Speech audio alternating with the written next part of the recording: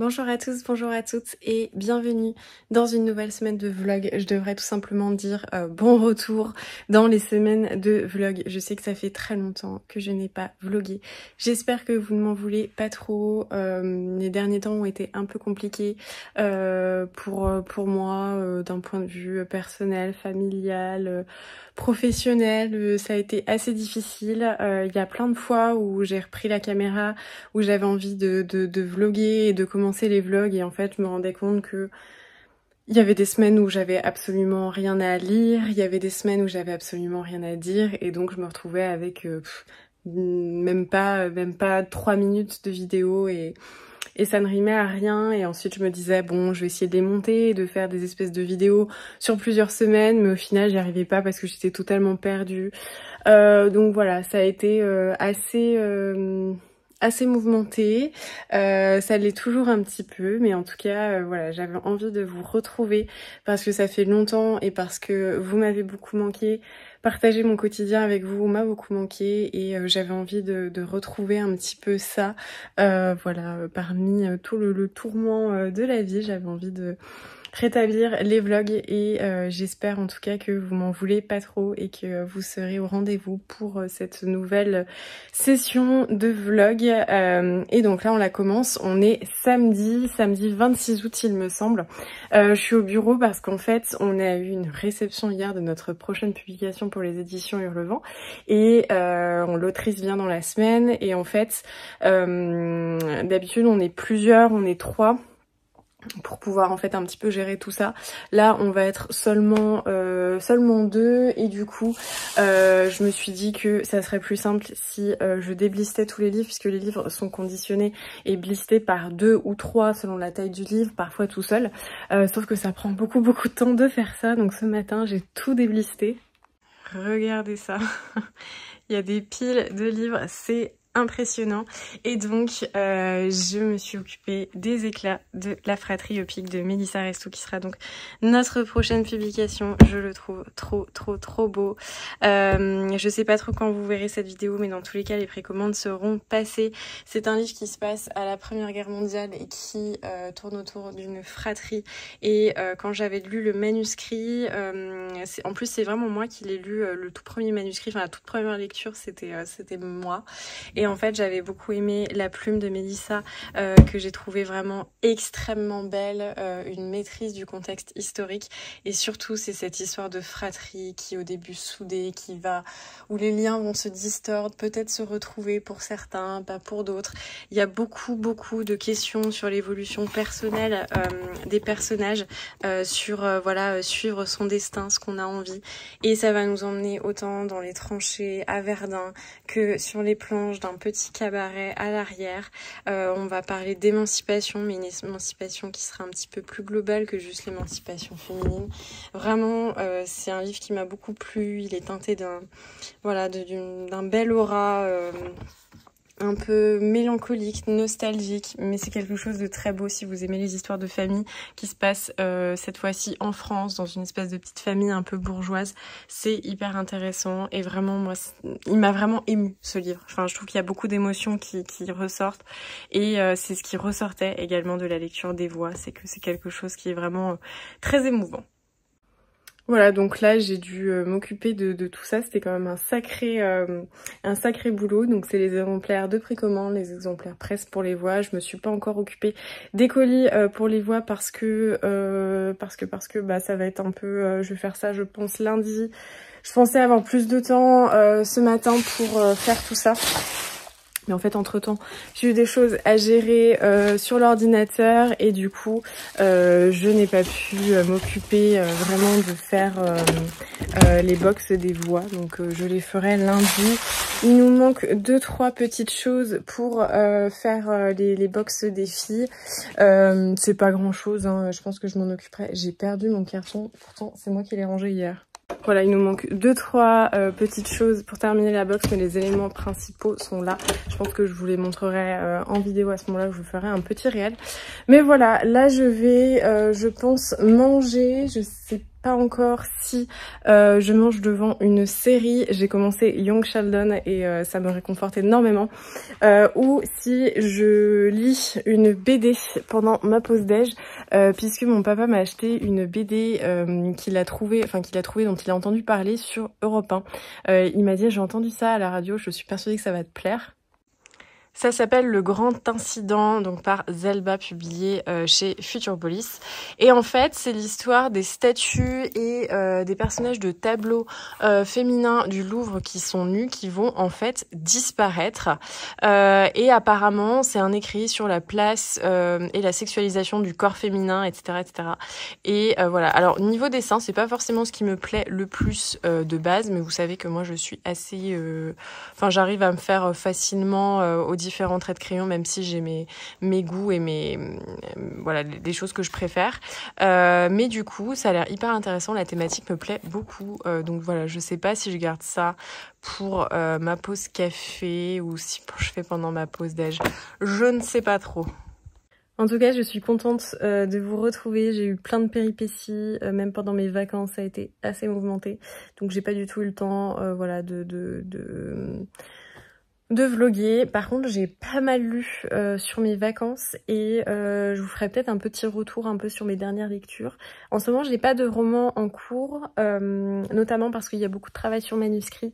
C'est ça aussi qui est un petit peu compliqué maintenant avec la chaîne, c'est que vu qu'on bosse beaucoup sur des manuscrits pour les éditions Le Vent, il y a des fois je rentre chez moi, j'ai lu 2 manuscrits dans la journée, donc j'ai moins envie de lire.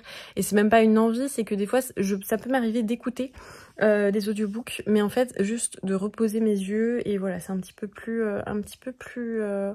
fatigant pour moi, mais j'ai quand même pas mal lu ces derniers temps, donc je vous ferai un petit update peut-être demain si j'y pense. Mais voilà, le week-end passe vite parce que là vraiment je suis rentrée de vacances enfin, on est rentré au boulot lundi et donc voilà, ça s'accélère parce que rentrée littéraire, nouvelle sortie, on a une livraison dès la première semaine, donc assez intense, pas mal de choses à préparer, mais voilà, j'ai hâte quand même, je vais essayer de vous retrouver et puis de voir, voilà, avec notamment mes stagiaires, si ça les embête quand je vlog et que peut-être on les voit ou on les entend ou ce genre de choses. Enfin, je vais essayer de retrouver un format qui puisse convenir à tout le monde et qui puisse me permettre d'être régulière puisque j'aime quand même beaucoup vous parler, faire ces petits vlogs. C'est vraiment quelque chose qui m'a manqué. C'est voilà mon petit journal intime, mon journal littéraire aussi. Donc enfin bon bref, je vais m'installer pour ma pause et ensuite en fait je sais pas trop si je rentre parce que du coup je vais voir une copine cet après-midi et en fait c'est plus proche du bureau que de chez moi, donc du coup je ne sais pas si je rentre ou pas, mais en même temps j'ai pas fait mon sport, donc j'ai emmené mes vêtements de sport en me disant au pire je ferai mon sport ici. Enfin bref, ça vous intéresse pas, je commence déjà à vous baratiner avec mes soucis d'organisation. Mais voilà du coup pour cette petite ouverture de vlog, j'espère que vous allez bien. Hey, bonjour à tous, on est dimanche, du coup je continue le vlog, ça me fait tout bizarre, hein, je vous avoue, j'ai un petit peu perdu ce réflexe, mais du coup je voulais vous faire un petit retour sur le grand incident que j'ai terminé, donc de Zelba dont je vous parlais hier. C'était plutôt chouette, franchement j'ai plutôt bien aimé cette BD, donc qui relate, comme je vous le disais, la disparition, enfin en tout cas la non-visibilité des représentations de femmes nues dans l'art, que ça soit en sculpture ou dans les tableaux, et c'est très intéressant parce que du coup on fait intervenir plusieurs personnes dont une historienne de l'art qui en fait explique la raison éventuelle de pourquoi ces œuvres auraient décidé de disparaître, et donc c'est toute une réflexion autour de la sexualisation du corps féminin, de la notion de pudeur qui n'est pas la même pour les hommes et pour les femmes, du comportement des hommes envers la nudité, etc., etc. Et c'était assez intéressant. La BD est assez courte, donc on fait très vite le tour, et moi j'ai trouvé passionnant parce qu'on prend 2-3 cas comme ça d'art, de tableau, pour expliquer en quoi c'est problématique, etc. Et du coup c'était vraiment hyper intéressant, j'ai bien aimé, mais j'aurais aimé je pense peut-être voilà en lire davantage.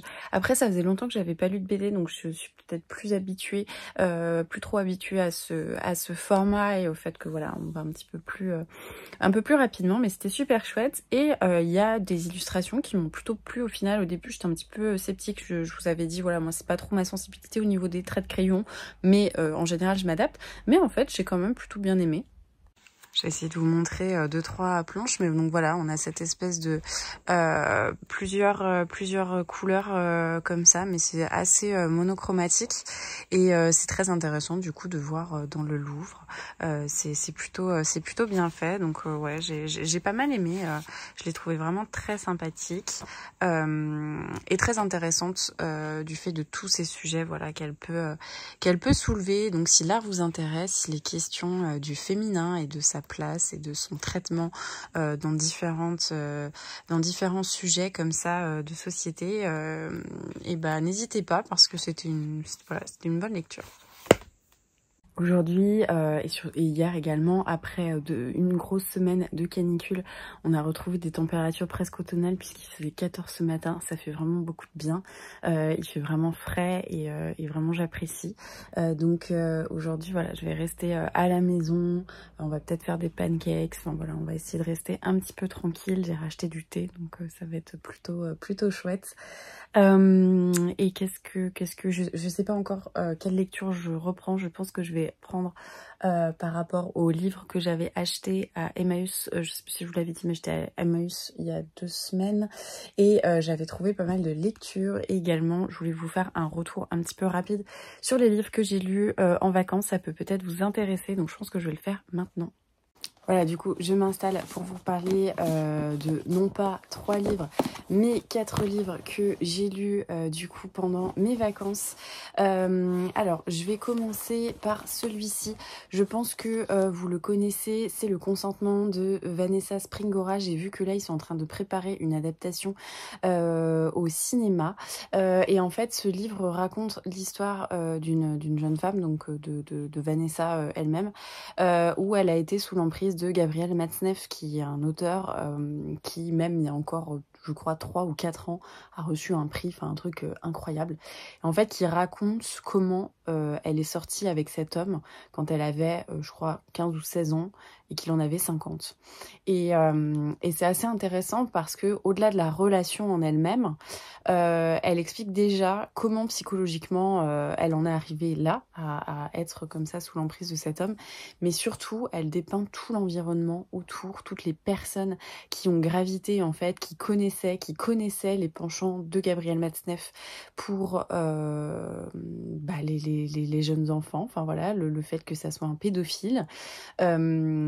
Et en fait, elle reprend mais des choses qui sont aberrante. Je vous avoue que moi, ça m'a extrêmement choquée. Je vous ai parlé là du prix qu'il a reçu, mais c'est quelqu'un dans les écrits où il a été publié, où il racontait qu'il allait en Indonésie se taper des jeunes garçons de 6-7 ans, enfin bon bref.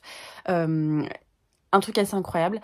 C'est un livre qui est assez dur parce que en fait on a envie de secouer tout le monde, on a envie d'intervenir, on a envie de sauver cette adolescente et c'est dur, mais en même temps c'est un livre qui donne aussi un peu d'espoir dans le sens où cette femme a tellement de force pour analyser ce qui s'est passé, pour se dire qu'elle n'est pas qu'elle n'est pas responsable, qu'elle est victime et qu'elle veut faire quelque chose. Enfin bref, c'était extrêmement intéressant, c'est un récit poignant. Je pense qu'il est important à lire pour plusieurs choses et vraiment je l'ai trouvé assez poignant. Il est très court, il fait 200 pages mis en page, vous savez, sur les grands formats, donc vous avez vraiment, enfin moi je trouve que ça se lit très très vite, mais j'ai trouvé que c'était une lecture vraiment forte et importante. Je vais pas passer non plus trop longtemps sur les livres parce que sinon on va y être pendant 3 heures. Ensuite j'ai lu La Famille Agrandée de Camille Kouchner. Pareil, je crois que c'était un peu les romans forts de l'année dernière quand ils sont sortis, ou peut-être l'année encore d'avant. Moi j'avais attendu de pouvoir les trouver d'occasion. Et ici en fait on parle, donc c'est la fille de Bernard Kouchner et elle raconte comment un inceste a été vécu en fait dans sa famille et a touché notamment son frère, je crois que c'est son frère jumeau. C'est un livre qui est assez intéressant parce que pareil on voit comment ce genre de choses s'installe dans un cadre familial qui est plutôt sain, plutôt intellectuel, où les gens sont instruits, avec des humanistes, avec des gens qui, en plus de ça, ont participé, comment dire, voilà, à plein de choses philosophiques, ces générations mai 68 qui étaient très ouvertes, très libérées pour l'humain, etc. Comment ça a pu intervenir dans cette famille extrêmement aimante. Et de ce point de vue-là, c'est intéressant. Surtout que la deuxième moitié du récit, je dois vous avouer avoir été assez mal à l'aise, parce qu'en fait, cet inceste, il a irradié dans la famille. Camille Kouchner le savait, n'est pas intervenue en tant qu'enfant pour plusieurs raisons, mais ça la concernait pas. Et en fait, toute la deuxième moitié un petit peu du livre, c'est comment elle est tombée en dépression, comment toute sa famille s'est effritée, parce qu'elle a voulu parler, mais que c'était pas elle la victime de l'inceste. Alors, effectivement, il faut en parler, il y a une libération, etc. Mais des fois, dans la répartition de la charge de malheur et de la charge psychologique, j'ai trouvé que il y avait... Je ressentais une forme d'indélicatesse, de maladresse, je sais pas comment expliquer. En fait, sur la deuxième moitié, vraiment, j'avais un petit peu du mal parce que c'est comment elle va pousser son frère, voilà, à vouloir en parler. Son frère veut pas, elle en parle quand même à la mère, si que ça. Et donc, je comprends bien que dans ce genre de drame, on fait comme on peut, on fait ce qu'on pense être la bonne chose à faire. Mais du coup, sur la répartition, sur tout ce côté, en fait, descente en enfer, vu qu'on avait plus sa voix, puisque c'est elle qui raconte, moi, j'étais beaucoup plus intéressée sur comment vivait le frère, alors qu'au final, on n'avait que quelques petites anecdotes comme ça de réaction. Mais du coup, c'était un peu elle, comment elle a mené tout ça. Donc, c'est très intéressant parce qu'on dit souvent qu'il y a des victimes collatérales et ce genre de choses. Donc, très intéressant. Mais du coup, voilà, j'ai un petit peu été désorientée, peut-être désorientée, ce serait plus le mot qu'autre chose. Je dis pas qu'elle n'a pas le droit de parler, attention, ne me faites pas dire ce que je n'ai pas dit. Je dis juste que, vu que du coup on assiste beaucoup à son malheur, sa descente aux enfers, sa gestion de ce drame psychologique, etc., et qu'on l'a pas du coup pour le frère, on a un petit peu un déséquilibre et on aurait envie aussi de soutenir, d'être impliqué émotionnellement avec le frère, et on y arrive difficilement vu qu'il est au final assez absent et qu'on n'a que quelques réactions de temps en temps. Mais dans tous les cas, c'est un sujet qui est très important et j'ai trouvé que justement il était intéressant, puisque autant dans le consentement, on voit comment elle a pu, sa situation familiale extrêmement bancale a pu amener cette situation, le fait de ne pas parler, le fait de considérer que c'était normal, etc. Souvent en fait elle l'explique, voilà, vous avez l'enfant, ensuite, je sais plus, c'est le père, et ensuite, voilà, la proie, etc. Et donc, comment on arrive à cette situation, en fait, où elle explique toutes les bases, les fondements d'instabilité psychologique qui permettent ce genre de situation. Autant là, en fait, on se dit, on est dans un cadre familial où vraiment, enfin, comme elle l'explique, c'était incroyable avec la mère, etc. C'était des sujets de discussion, de débat, tout le monde était très éclairé, très humaniste, etc., très intellectuel. Et du coup, c'est assez intéressant d'avoir un petit peu ces deux choses. Ensuite, j'ai lu Indiana de George Sand, que j'ai beaucoup aimé, mais qui n'est pas mon préféré, de George Sand, qui raconte l'histoire d'une jeune femme qui a vécu à La Réunion, qui ensuite voilà, se marie, donc avec un mariage arrangé évidemment, avec un homme beaucoup plus âgé, et un beau jour, eh bien, un homme va arriver dans sa maison pour une certaine raison, et elle va en tomber follement amoureuse, mais elle qui est très calme, très timide, très posée, très mesurée, va jamais aller jusqu'à commettre le péché de chair. Et en fait, c'est vraiment beaucoup de réflexion sur ça, sur ce qu'est l'amour, sur ce que peut être l'amour. Est-ce que l'amour physique, est-ce que l'amour doit forcément se consumer? Est-ce que l'amour peut rester amical? Il y a beaucoup de cette notion-là, et une notion qui évolue avec le temps, et je trouve que c'est assez intéressant parce que souvent dans les romans, les choses sont assez dichotomiques, surtout dans les histoires d'amour comme ça. Il y a quelque chose où on a le mariage de raison, le mariage d'amour, et on se dit pas que les choses peuvent évoluer, que les choses peuvent être différentes, être nuancées, qu'il y a d'autres paramètres et ce genre de choses. Donc en ça, c'était intéressant. Après, voilà, c'est vraiment dans le pur style un petit peu classique où on a beaucoup des fois de dialogues, mais vous savez, ces espèces de longues tirades de personnages qu'on trouve un peu... un petit peu artificiel dans le sens où nous on n'entend plus les gens parler comme ça et que on se dit bon bah voilà, c'est très romancé, mais c'était assez intéressant. J'ai beaucoup aimé l'écriture et j'ai beaucoup aimé en fait cette espèce de... En fait, j'ai l'impression qu'elle nous a vraiment offert un camailleux de la relation, du lien, de l'amour et des sentiments en fait envers autrui, que ça soit filial, que ça soit fraternel, que ça soit amical, que ça soit de l'amour passionnel, que ça soit de l'amour amical, ce genre de choses. Donc ça, c'était assez intéressant, ça a livré une très chouette palette. Il faudrait que je regarde à quel moment elle l'a écrit, pour voir un petit peu par rapport à sa vie, parce que genre je sens qu'elle a eu beaucoup de mariages, beaucoup d'amants, et ça peut être intéressant de voir dans quel état d'esprit par rapport à sa vie personnelle elle a pu l'écrire. Mais en tout cas, j'ai bien aimé. Et ensuite, j'ai terminé mon voyage avec 20 de Bohème de Johanna Harris. Johanna Harris, j'aime beaucoup parce que j'ai toujours mon ticket de plage qui est dedans. J'ai beaucoup aimé ce livre. Johanna Harris, j'achète souvent ces livres en fait que je trouve tout le temps à Emmaüs et je trouve qu'on n'en entend pas beaucoup parler. Pourtant, j'aime vraiment beaucoup, j'aime vraiment beaucoup cette autrice. Mais d'ailleurs, je ne sais même pas si c'est une autrice. Si, c'est ça, c'est une autrice. Que Joanne, des fois, ça peut être masculin. Et en fait, je l'aime beaucoup parce que pareil, je trouve qu'elle dépeint souvent des portraits un petit peu, vous savez, un peu comme Nick Hornby ou Armistead Maupin. C'est des gens qui ont des personnages avec des failles, avec des aspérités, mais du coup, on les apprécie d'autant plus. Et dans cette histoire, en fait, on va suivre Jay, qui est un écrivain qui a eu un premier succès incroyable et qui, après ça, en fait, n'a jamais pu réécrire. Donc, vous allez me dire, situation un petit peu classique, mais du coup, on se retrouve avec un personnage, voilà, un peu à la, comme dans les livres de Nick Hornby, raté mais réussi à la fois, enfin, voilà, ce genre de choses. Et en fait, on voit qu'il a un lien avec un homme, Joe, un paysan un peu, qui lui racontait des merveilles quand il était petit et qui avait un rêve d'avoir un château pour faire son vin. Et en fait, on va avoir une alternance, donc les chapitres où Jay est enfant et il rencontre ce bonhomme, et quand ensuite il est adulte et qu'il va avoir une grosse remise en question. Alors déjà, c'est un livre que j'ai beaucoup aimé, j'ai adoré l'entrée en matière. Je pense que c'est une entrée en matière de livre dont je me rappellerai longtemps parce qu'en fait, la narratrice est une bouteille de vin. Et du coup, c'est très intéressant parce que du coup, il y a toute une histoire en fait avec le vin et les bouteilles de vin de Joe et ce genre de choses.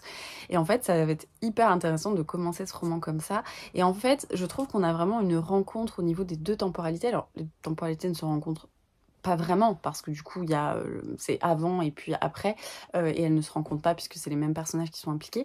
Mais il y a quand même une rencontre au niveau du personnage principal de Jay, puisqu'en fait, quand il est enfant, on va voir comment il se construit avec Joe, comment il a cette espèce d'évolution du personnel en tant qu'enfant avec ce personnage qui va quand même avoir un rôle dans sa vie.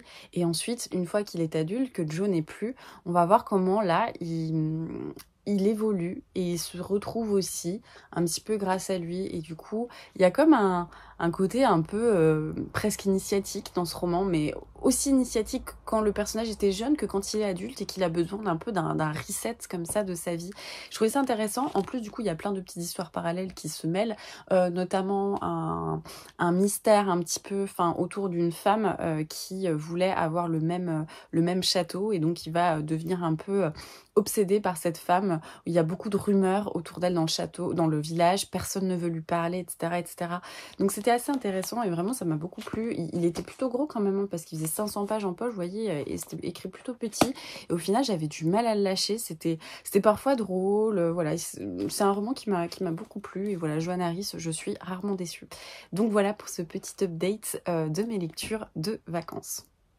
Depuis, j'ai également lu Propriété privée de Julia Deck et Un très grand amour de Franz-Olivier Giesbert, et je vous en parlerai plus tard, je pense, parce que là, j'ai déjà parlé pendant 10 minutes. Franchement, c'est le vlog déjà le plus complet depuis des mois qui existe. Même si je vais pas au bout, j'aurai quand même bien 12 minutes de rush, donc ça devrait le faire.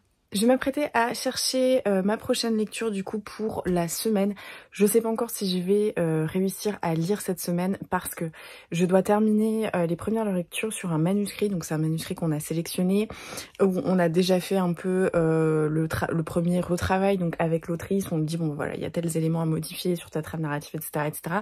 Donc là c'est un retour du manuscrit et souvent je le lis vu que je suis directrice éditoriale et que du coup c'est moi qui dirige un petit peu les orientations éditoriales sur le livre. Je le lis, je donne en fait mes orientations de correction, parce que il y a de la correction simple, etc. Mais des fois, il faut peut-être intensifier tels éléments, etc. Donc comme ça, voilà, je mets mes petites annotations de correction. C'est la toute première lecture que je fais. Et du coup, voilà, j'ai ça à faire sur le début de semaine. Sachant que, comme je vous disais, j'ai un petit peu tout préparé, mais il faut que je finisse de préparer les box des voix.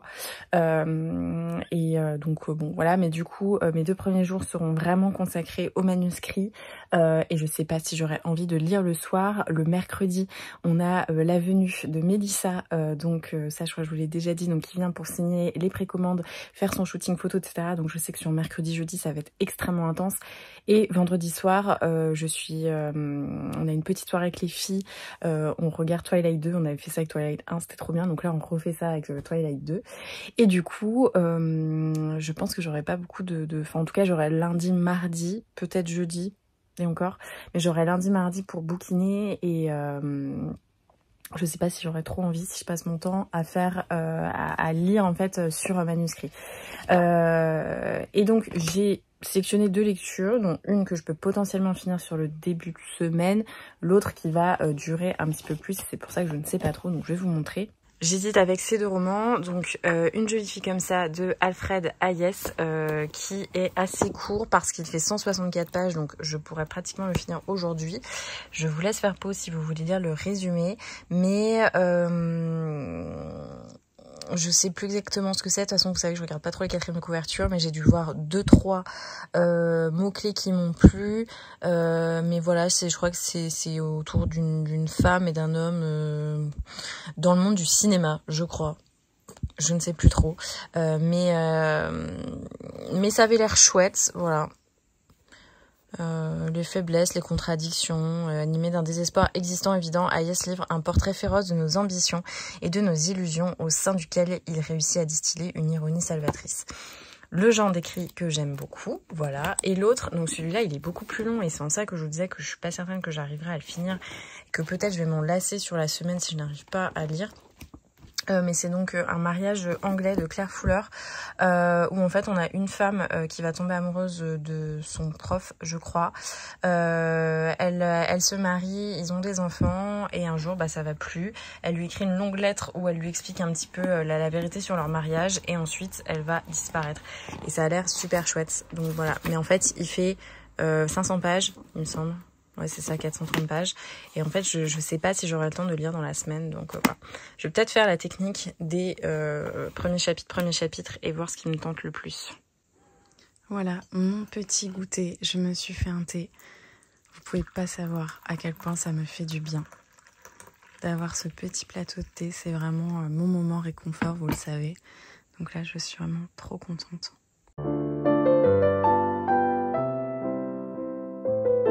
Du coup, je me suis coupé des petites prunes Mirabelle. Je sais pas exactement ce que c'est, mais c'est un peu entre les deux. Je me suis décongelé un cookie. Regardez comme il est beau. C'est un cookie de chez No Glu, donc cette boutique à Paris, enfin cette espèce de pâtisserie-boulangerie qui fait aussi restaurant. Ils sont magnifiques et du coup, j'en avais ramené plein la dernière fois que j'étais allée à Paris et j'en ai congelé mon coquelicot gourmand parce que voilà, on change pas et franchement, je vais être trop bien. Cet après-midi, au final, j'ai pas lu. En fait, j'avais un peu mal à la tête parce que je sais pas si je vous avais dit à un moment, mais du coup, je passe des diplômes en fait dans le vin parce que c'est un sujet qui me passionne depuis des années. Et en fait, on m'a offert pour mon anniversaire le nez du vin. Donc, c'est des espèces de petites fioles d'arômes comme ça qu'on sent à l'aveugle et on essaye de s'entraîner, de muscler un petit peu tout ce truc là en fait pour arriver à sentir, reconnaître, parce que vraiment quand on est privé de la vue et qu'on sait pas ce que c'est pas facile. Et en fait j'ai fait une petite session mais du coup ça m'a beaucoup fatiguée, vous savez, je sais pas si je vous l'ai déjà dit mais je suis très sensible aux odeurs et en fait ça me fait vite travailler et du coup quand en plus on pousse comme ça notre sens olfactif pour essayer de reconnaître quelque chose, en fait on se concentre beaucoup et j'ai eu très mal à la tête. Donc le test des premiers chapitres des 2 livres sur lesquels j'hésitais a été vraiment infructueux parce qu'en fait ça m'a juste donné mal à la tête et pas du tout envie de bouquiner. Donc voilà, je sais pas trop là ce que je vais faire, mais déjà je vais commencer à picorer sur mon petit plateau de thé et on verra.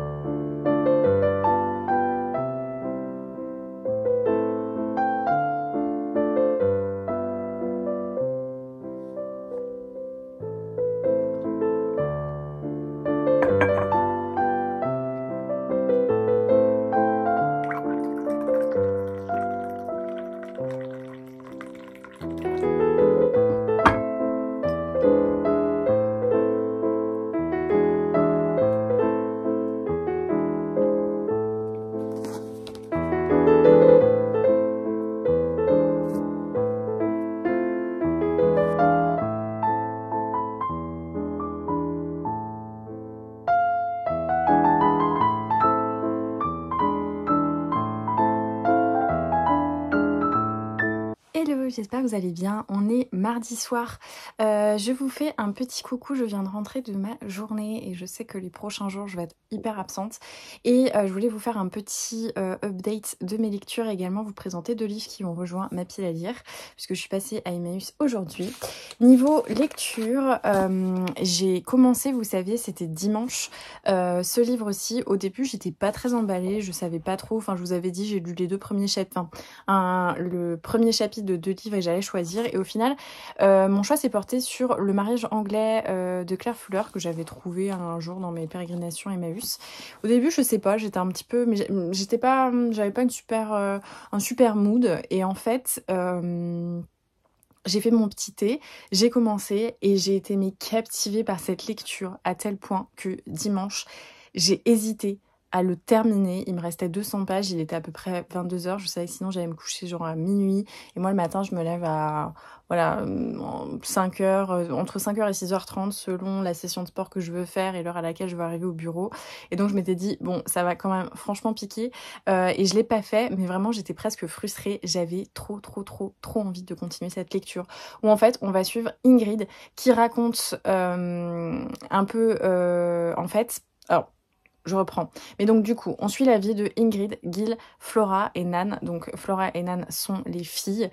Et en fait, on commence un petit peu dans une temporalité récente où Gil, qui est assez âgée, pense voir Ingrid qui est censée avoir disparu il y a des années. On n'a jamais retrouvé son corps, on ne sait pas si elle est partie, si elle s'est évaporée, si elle s'est noyée. Et en fait, il va penser voir son épouse. Et donc, on va voir comment les filles vont se retrouver dans la maison familiale, essayer un petit peu de veiller sur leur père. Et que petit à petit, forcément, ça va tourner autour de cette histoire familiale. Et cette histoire familiale, elle est racontée par Ingrid, qui en fait, un beau jour, parce que son mari avait totalement disparu, avait quitté la demeure, va écrire des lettres pour raconter leur histoire, raconter ce qui arrivait à leur couple, raconter ce qui arrivait à sa vie, à elle en tant que femme, et comment elle en est venue à totalement disparaître du jour au lendemain. Et c'était passionnant, c'était vraiment passionnant parce que c'est pas une histoire qui fait du bien, c'est pas une histoire d'amour, c'est pas une histoire qui réconcilie avec l'humanité, c'est pas non plus une histoire de violence physique ou quoi, mais c'était hyper, je sais pas pourquoi, si c'était dans la plume, si c'était dans la construction, moi ça m'a captivée. Et en fait sur Goodreads j'ai vu des gens qui n'ont pas trop accroché, des gens qui disaient que, ou à l'inverse voilà, qui aimaient beaucoup, mais apparemment c'est vraiment le style de Claire Fuller. J'ai pas trouvé qu'il y avait vraiment un style extrêmement marqué qui pouvait gêner. J'avais lu un jour un livre, c'était Et que ne dure que la beauté, je crois qu'elle avait été traduite de l'italien. Pour le coup, j'avais pas du tout aimé le style de l'autrice. Enfin là, je trouve que voilà, c'est pas hyper marqué, mais c'était hyper intéressant de suivre un petit peu le début de ce couple, les grossesses, comment cette femme en fait qui rêvait de voyage, qui rêvait d'indépendance, qui ne voulait pas se marier, qui voulait sa liberté sexuelle mais pas s'enfermer dans un carcan de mère au foyer, eh bien est devenue mère au foyer à 21 ans, enfermée, sans capacité voilà de partir ou sans force mentale suffisante au vu de la situation pour. Et c'était hyper intéressant, vraiment j'ai trop aimé. C'était pas je sais pas comment vous dire, mais je ne pouvais plus m'arrêter en fait. Ces lettres d'Ingrid qui étaient entrecoupées, qu'elle a cachées dans les milliers de livres qu'avait son mari et qui racontent un petit peu tout ça petit à petit, le début de leur histoire, et que la dernière lettre c'est le jour de sa disparition, eh bien j'ai trouvé ça passionnant. J'ai adoré ce livre. Si vous voulez, voilà l'histoire d'une vie d'un couple avec un petit secret de famille, on va dire, avec voilà le côté disparition, mais sur voilà la famille, le couple, toutes ces choses-là, je pense que vraiment ça pourrait vous plaire. Moi j'ai adoré ce livre, je l'ai trouvé fort, dur sur certains aspects, mais assez doux au final avec la nature humaine. On n'est pas dans le jugement, Ingrid raconte et j'ai adoré, voilà, tout simplement j'ai adoré. Donc voilà, c'était une lecture géniale. Je l'ai pris avec moi lundi en me disant ça se trouve si j'ai un petit coup de mou niveau boulot, eh bien je prendrai un peu le temps pour le lire. Bon au final j'ai pas eu de coup de mou et j'ai même pas eu de temps pour, mais du coup voilà, je suis rentrée lundi soir un petit peu tard et malgré tout ce que j'ai fait direct c'était de terminer ma lecture parce que c'était vraiment trop bien. Donc voilà, j'étais trop contente et pour le coup j'ai pas recommencé de lire aujourd'hui. Je me suis levée très tôt parce que j'ai passé un petit peu la journée off et voilà j'ai profité et je suis notamment passée à Emmaüs et j'ai acheté 2 livres. Donc le premier c'est Ravel de Jean Echenoz ou Echenoz, je ne sais pas comment ça se dit. Je pense que ça va être ma prochaine lecture parce qu'en fait j'en avais entendu parler je crois à sa sortie voilà, ça raconte en fait la vie de les 10 dernières années de Maurice Ravel, pardon. Qu'est-ce que c'est noté? Il y a une adresse et un numéro de téléphone. Vous savez que j'adore quand il y a des petites notes comme ça dans les livres. Je sais plus exactement de quand il date. J'essaie de regarder. Non, je ne trouve pas. Mais du coup, voilà, j'en avais pas mal entendu parler. Je crois qu'il est ressorti en poche. Je sais plus, mais bon, j'avais dû voir quelqu'un en parler. Et j'ai trouvé ce livre de Alexandre Jardin, Autobiographie d'un amour. Ce titre me dit quelque chose. Alors,